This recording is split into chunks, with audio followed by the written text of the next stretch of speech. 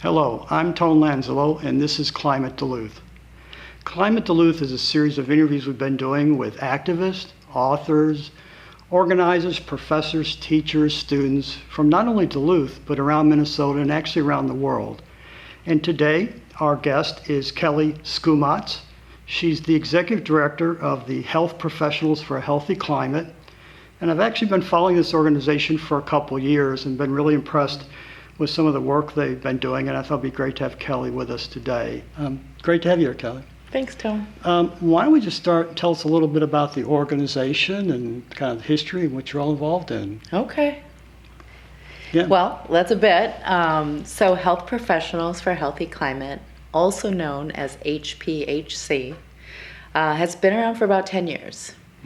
And we were started by a group of physicians and nurses, public health professionals that were ready to take climate action using their professional voices to lead some advocacy movements, bring issues and concerns to the Capitol in St. Paul, write letters to the editor, host educational conferences, to put emerging climate issues in front of other practitioners and the public, and to start to lead the policy change and lead the health education efforts and be the responsive care that had climate in as a item of concern and awareness.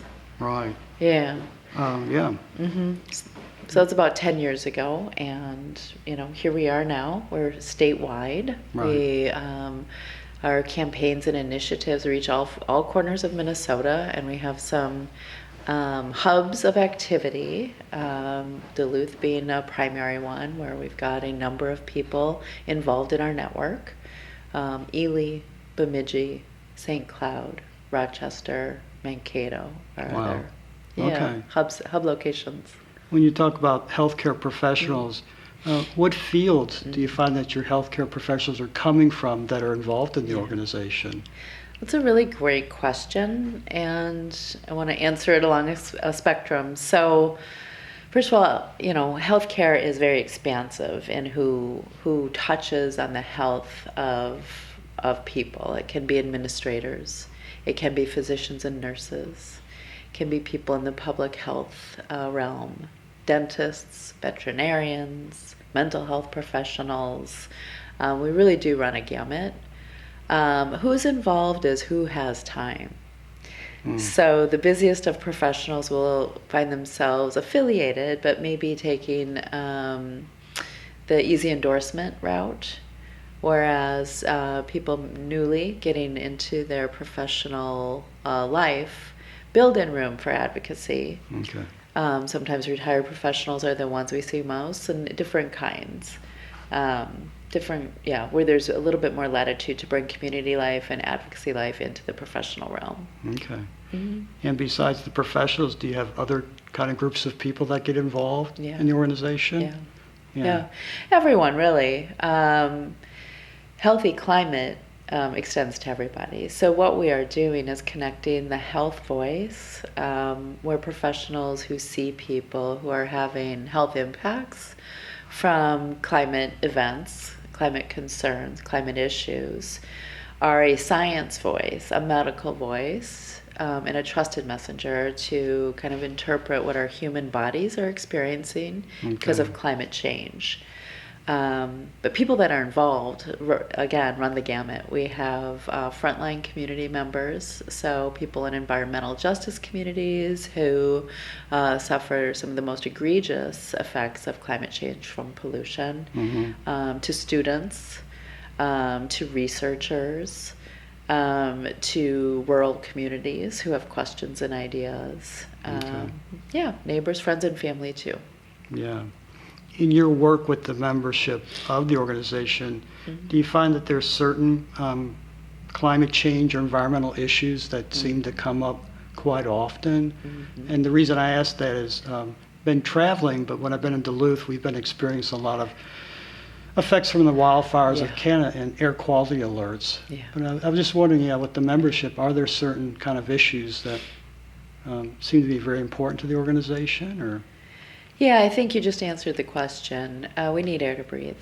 Right. If anybody knows what it feels like not to be able to breathe, then we know what is top of mind Yeah. for people who are able to understand what a changing natural environment has on our ability to live and breathe. So there are those who, at-risk populations, whether they be asthma, people who live with asthma, younger kids, elderly, people with compromised pulmonary or cardiovascular systems, Right. outdoor workers, recreationalists. Yeah. The list will continue growing, but it is what we hear most of with kind of urgency with climate concerns.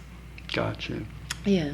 Yeah, I'm impressed and happy you're all looking at those issues, because I remember when I came to Duluth, it was several years, but I found this report that had been submitted to the city. I think it was called a Climate Vulnerability Assessment. Oh, yeah. And it was done by a firm in the cities, but a big part of the report was looking at the vulnerable populations and how climate change would impact them probably more than other groups within the city. Yeah. Yeah. Well, I'm glad you mentioned that, if I may. Sure. Duluth is one of 3 environmental justice areas identified by the state of Minnesota, along with tribal nations, to be of particular interest, where Minnesota's new cumulative impacts law will be able to kind of take hold and take precedent. So in 2023, the state of Minnesota passed a law called the Cumulative Impacts Law. Okay. And what it does is it changes the impacts of air pollution not to be from a single point source or a single emitter, but compounded and cumulative effects from all of the pollution okay. experienced in a 1 mile radius. Okay. So Duluth does have, identified as a vulnerable community for environmental justice, and it has tools that are emerging and available to community to use for their own health protection. Oh, well, okay. Okay. When you were talking about that, I was going through your website just to bring me up to date, and I read that you all have what's called a Climate Resilient Healthcare Handbook. We do. I was We just do. interested in that. What's that handbook about, or what's the mission of it, or?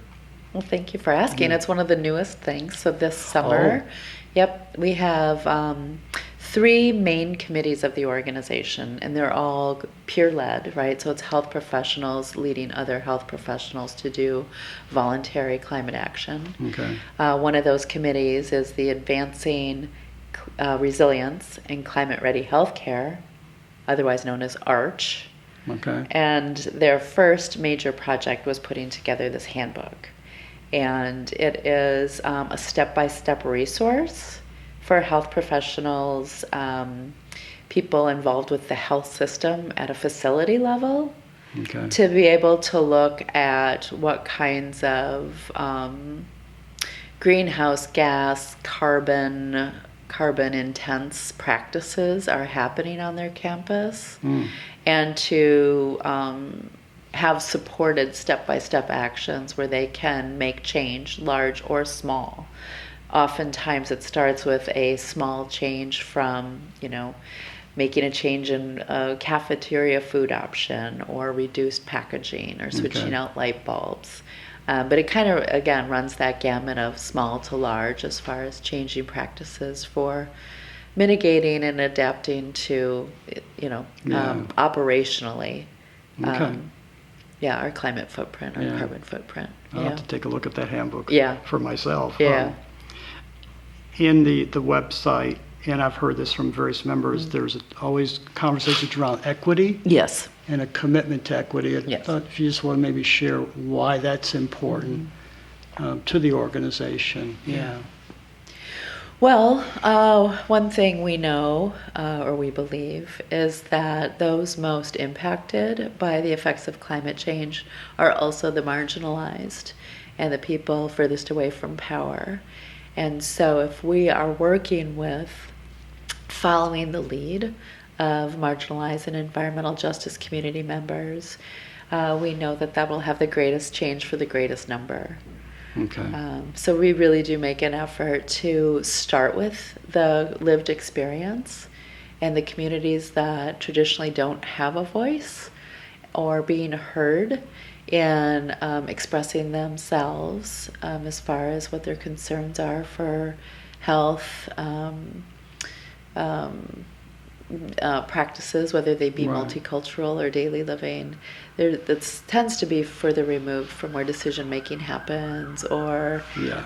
medical treatment and diagnostics are taking into effect. And sometimes there's trust to rebuild.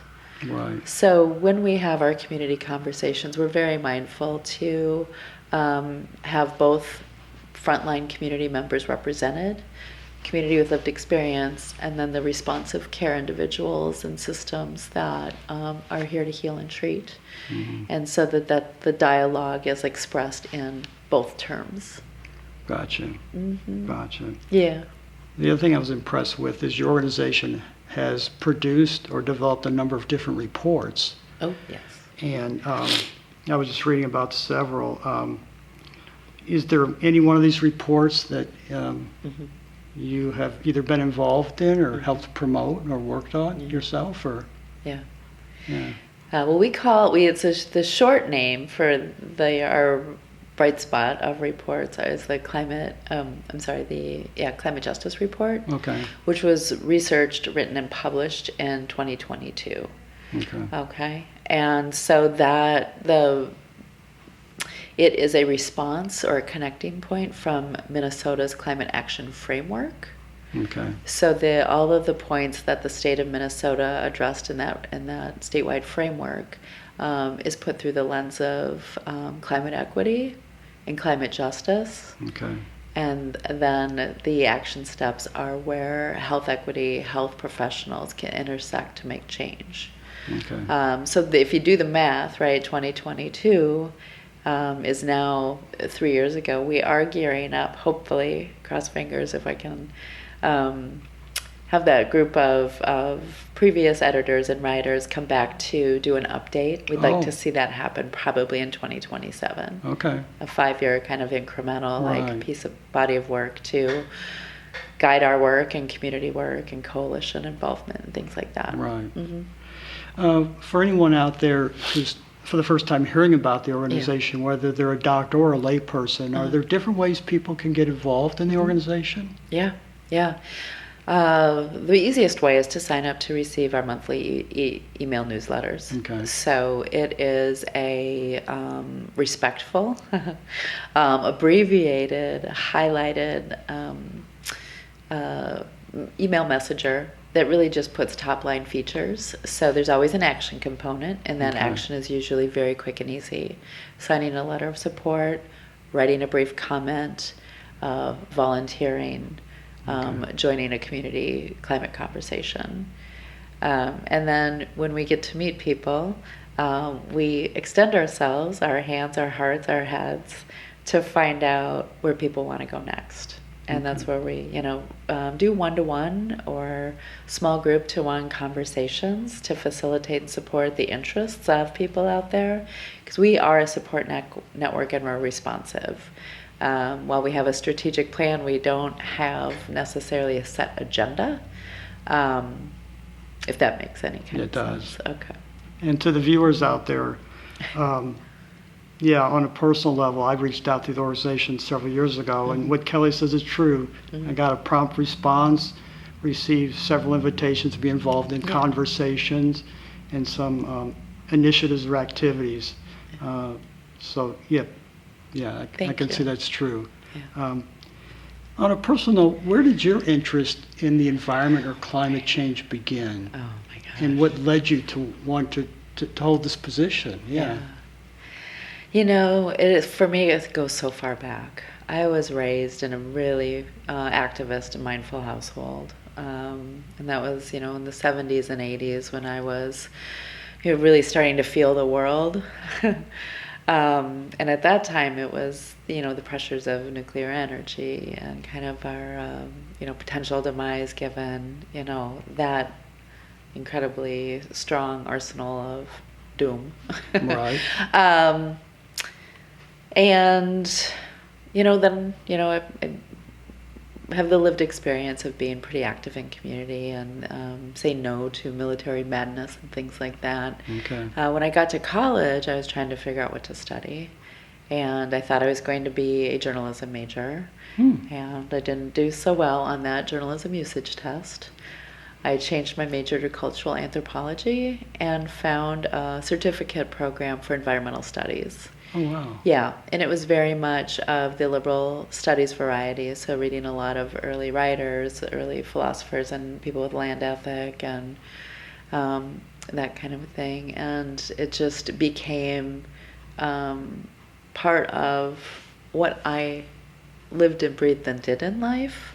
I've been working for environmental organizations for nearly 3 decades. So both in Minnesota and for quite a while in Southern and Central California. And I came back here in 2014 to reconnect with home and find the good work that I'm ready for here. Wow. Yeah, I just have to share, when I took a vocational test in high school, the first thing that came up for me was funeral director. Oh. Thank God I didn't listen to that test. No, thank you. Yeah. No, thank you. In your 30 years of working with various organizations, and we know this kind of work can be challenging and difficult at times, have there been individuals that have motivated or inspired you through these 30 years of the work you've done? Oh, yeah. I mean, close proximity of inspiration are my early bosses and supervisors. I just kind of found my way into organizations as a volunteer. And fortunately, I'm a quick learner. And I do good work. Okay. And I was invited to kind of walk alongside people at the executive level in assistance roles and project coordinator roles. And as a generalist, I'm a big fan of generalist education, generalist applied work. I learned how to run organizations soup to nuts. Okay. I ended up specializing in fundraising and friend-raising. But I did find early inspiration from the bosses I first worked for. And I don't mean to name names. Outside of work, there's others, and probably newer folk. But where we are at this moment, either locally or nationally, as far as the political scene and the changes that have happened in a number of environmental climate policies that were put in place. For an organization like HPHC, what do you think are some of the challenge or opportunities for organizations like yours over the next, say, couple of years? Yeah. Well, staying positive and staying in the solution and, keeping the work and the commitment to climate action and climate justice alive. Okay. Yes, we have policy. Yes, we have elected officials. Yes, we have changing of the guard. But we always have people. And people know the difference between health and wellness and ill health and injustice. And I think our work can exist outside of the boundaries or outside of the bounds of, what's funded federally, what's resourced federally, or through agencies that might have some pass-through funds. Minnesota has been at the forefront of climate advancement as far as some of the laws and the work and the policy that's here. So preserving that, being ready to advance it when our own legislature gets open. Last year there wasn't much of an agenda.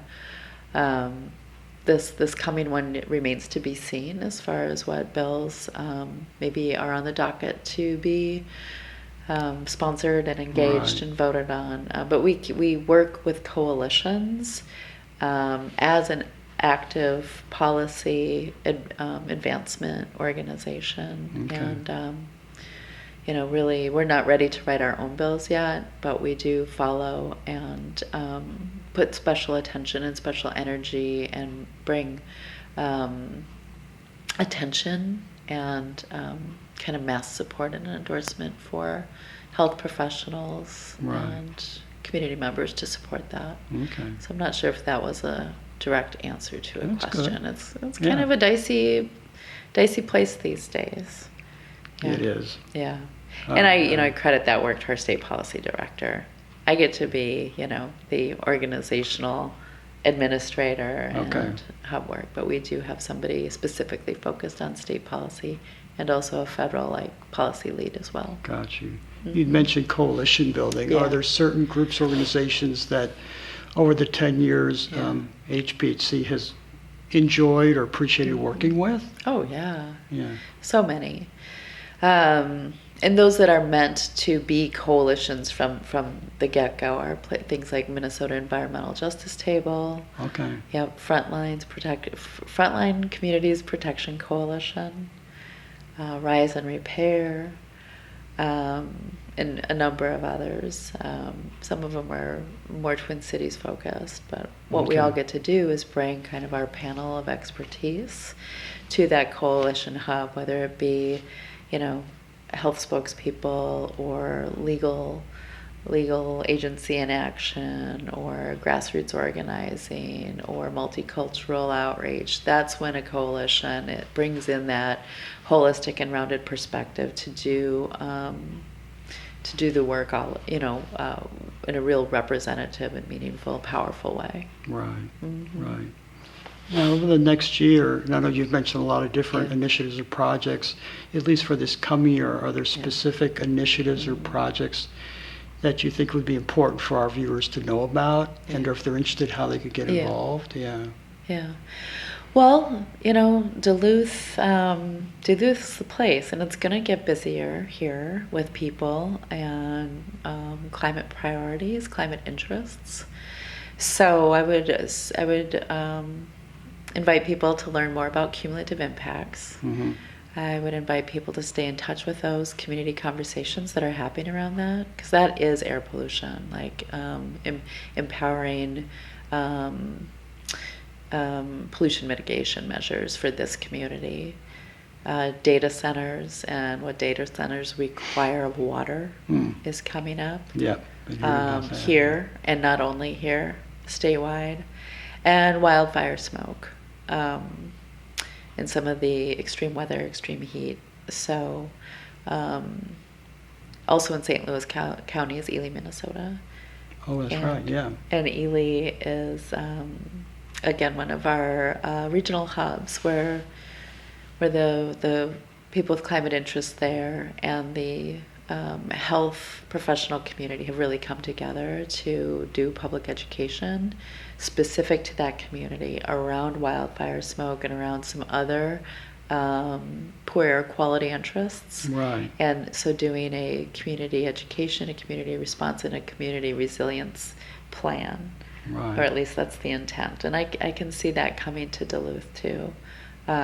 We've talked with partners with MNIPL, ACO, some individual and coalition members through the School of Medicine and Essentia Health. And Yeah. yeah. Yeah. Those are. I know some of those organizations. They're great organizations and doing some really good Yeah. work. So yeah. Well, it takes a village, at least to be inclusive in the thinking around solutioning and inviting everyone to be a part, because this is not exclusive. It is not meant. It should hopefully not a polarizing issue anymore. This is, this is human health, Right. and Yeah. we need to go at it from that multi-pronged, multi-perspective Okay. angle. Yeah. Thanks. Well, I really appreciate you Yeah. being with us today. Thank you. For the viewers out there, as we always do, we'll have information about HPHC on our credits at the end of the interview. So if you'd like to follow up and contact them, we encourage you to do so. Yeah. And for everyone out there, hope you have a good day. Take care, and we'll see you again soon. Thank you.